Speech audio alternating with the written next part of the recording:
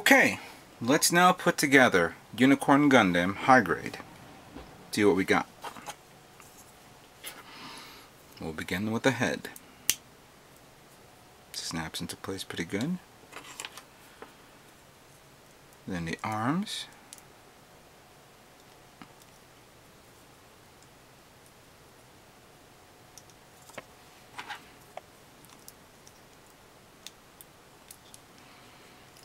She goes. See, I'm not digging that I'm seeing here, but we'll deal with that later.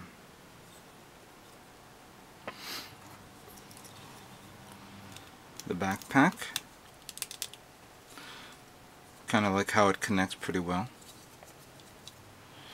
Now, but to put the waist unit on, you gotta put this guy in here.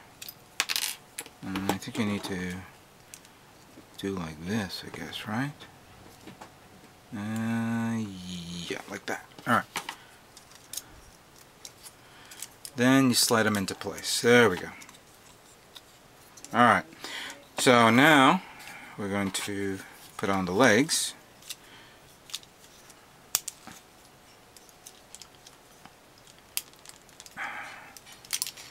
I'm going to have to remove this. Now I see the reason why you have to do it separate. So let's take it out. Put like that in here. Right there. Bandai is always thinking. There we go. Now we put it up like that. And it has its hole in the bottom, so that way you can put on an action base. Then we get the appropriate, I'm going to use this guy.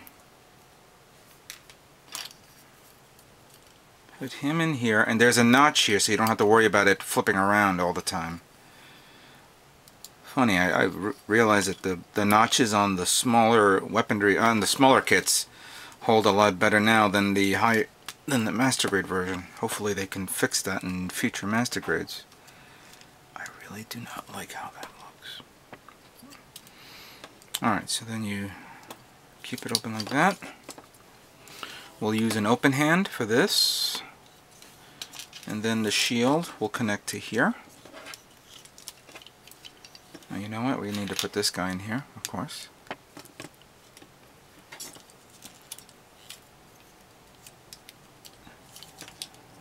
And according to this guy is hooked up here as for storage,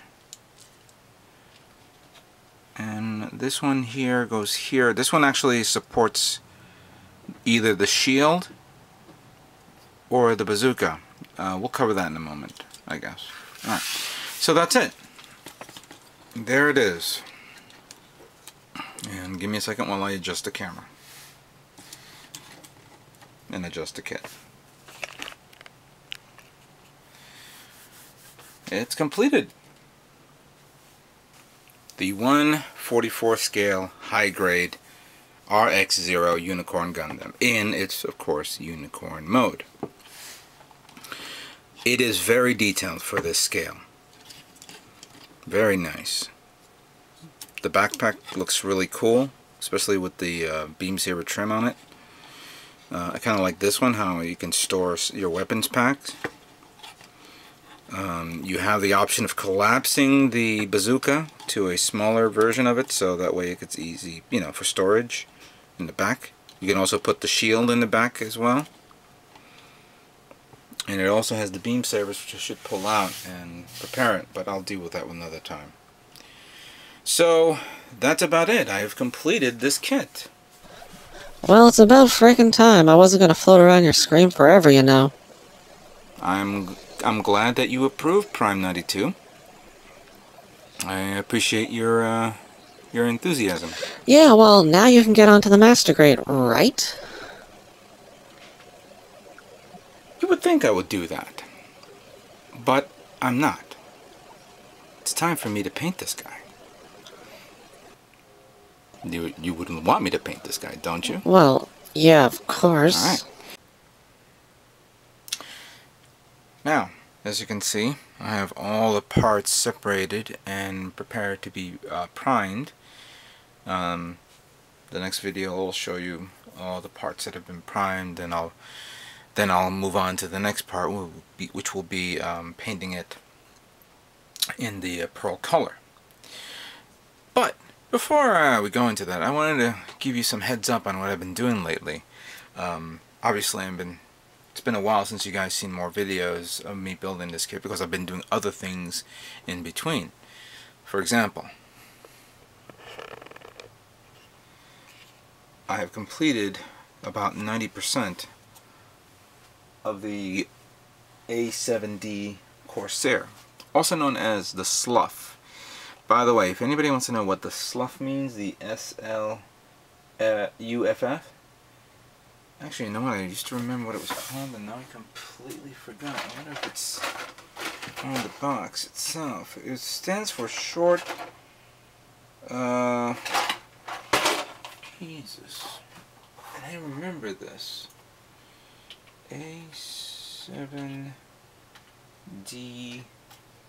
no, it's A7D Slough, and then, oh, alright, I found it. Slough stand for Short Little Ugly Fat Fella. Short Little Ugly Fat Fella. Or if the Marines had a sense of humor, they would probably be saying Short Little Ugly Fat Fuck. But yeah, this aircraft looks really nice. As you can see, I didn't put the weapons on it. I wanted to get it to dry first. And the next thing I want to do is I want to paint the interior right here to the what do you call it? A black color, flat black. Let it dry, and then apply the canopy and use the glue that I have. I have a special glue that is designed to bond canopies to plastic without destroying, or how can I say this? Normally when you have glue like this, it produces vapors, and that vapor's not visible to the naked eye, but it's visible to clear plastic. So there's another glue that the tester, I think I have it somewhere around here, tester's made, that is specific to bond both the canopy to the body of an aircraft without any damage. Now I want to get that done so that way I can cover it with Mr. Soul's Neo, so that way when I paint over it, it doesn't damage the clear canopy. And priming it, I had this guy, and for the life of me, I don't know why I still cannot find the primer that I purchased. It's here somewhere. Obviously, if I can't use this, I have this guy. It's like half a can, and I got a full can right here. So pretty much both of these primers will cover this aircraft and the Unicorn Gundam. So that's pretty much it. But going back to the aircraft, I want to paint. I've been trying to decide how I want to paint it. Oh, first of all, if you guys want to see here, you see this part? This is actually a cover covering the intakes. I could have left it alone. Problem is, when the parts merge together, it's a flat surface. Even though this part here, the actual nozzle, covers, you know, it extends it out a bit, it still looks like there's nothing in there, even if you paint it black, so it's worthless. So I decided to put this guy there, and then this part's going to be painted red based on the manual and the instructions.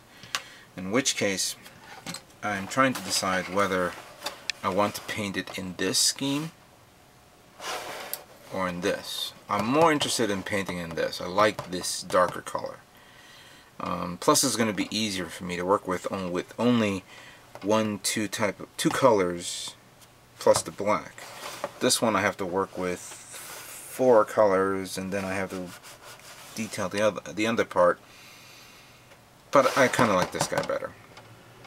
So that's pretty much what I plan to do. So let me start priming.